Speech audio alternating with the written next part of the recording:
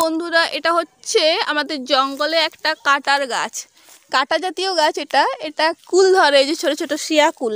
ছোটবেলায় এগুলো, এই দেখো ছোটবেলায় এগুলো আমরা অনেক খেতাম।